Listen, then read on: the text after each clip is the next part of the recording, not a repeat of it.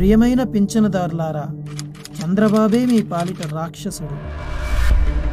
మీ pension ఆలస్యానికి కారణం చంద్రబాబే.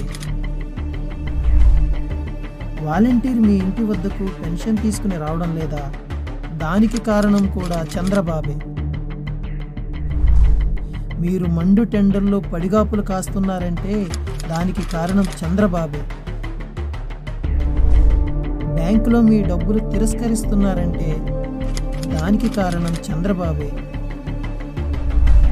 గుర్తుపెట్టుకోండి, పేదల సంక్షేమం మరియు అభివృద్ధికి చంద్రబాబు ఎప్పుడూ వ్యతిరేకే.